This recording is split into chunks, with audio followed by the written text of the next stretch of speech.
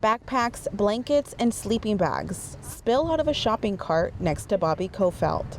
She has been homeless in Escondido for 6 years. Next to her is her 20-year-old son, Jacob. He is autistic and doesn't say much. That made it even more of a struggle because I was, being out here, my son, my mom, and just trying to, keep together as a unit, but it gets difficult. Kofelt says camping in plain sight is for their safety. She feels rapes, attacks, and theft happen more to people who are hidden. But as encampment bans come down, she fears that safety is fading. That's the thing. The cops, when they come and they tell you gotta move, they tell everybody to move, and everybody ends up going out to the jungle. I'm not going out to the jungle because things happen out there. And I can't. And they, because they push you further and further away from where you can get the resources. Her mom has dementia and is in a nursing home. Her son could get shelter in a group home, but doesn't want to be without his mom.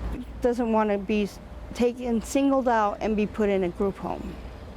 I mean, is that really how you handle something? I mean, to break up the family like that?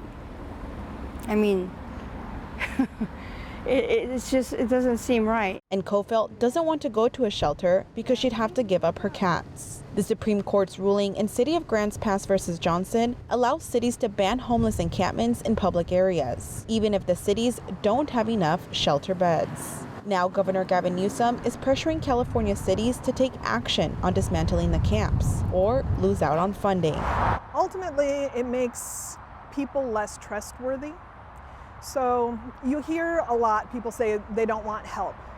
And you have to realize there's something you need to add to that sentence for it to make sense. Holly Herring is a homeless advocate in North County. She used to be homeless and understands what people want and don't want. They don't want the help you're offering. They don't want the help from you. And there can be a point in time after a number of engagements where somebody can come to trust that you actually have a solution for them, that they'll say, all right, I'm interested in that solution. She thinks enforcement will burn any trust or relationship built with outreach workers. Going to be more guarded about what they say. Where do they sleep at night? What kind of environment? Their interactions with law enforcement are going to make it more difficult when they do come for the solution to actually help house people. The cities of Escondido and San Marcos recently enforced encampment bans. They both reference public safety in their decisions. There is no homeless shelter in San Marcos. Instead, the city pays over $100,000 for regional support every year. I am aware of these resources. I am aware of these organizations that are helping in the community. What I continue to encounter is the fact that we are told that either there's no capacity or that a family doesn't meet the particular qualifications. San Marcos council member Maria Nunez was the lone vote against the ordinance. She thinks that the ban leaves homeless people with little to no options. What happens to that family? What happens to those individuals?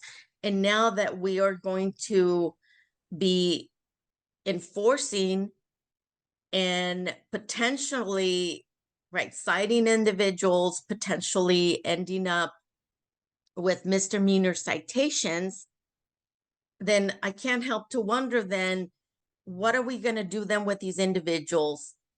Then are they going to be detained? Are they going to be incarcerated?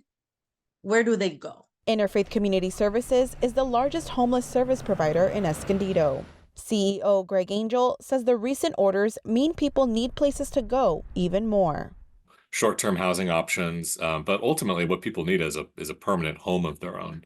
So it really calls for the need for rental assistance to help people overcome the high cost of getting into a new home. Back in Escondido, next to her overflowing shopping cart, Bobby Kofelt has one message. If you really want to help, come out and meet the people, figure out what can be done instead of enforcing these laws that just push everybody away and out, so we're hidden, in the shadows, because we're never going to be hidden in the shadows.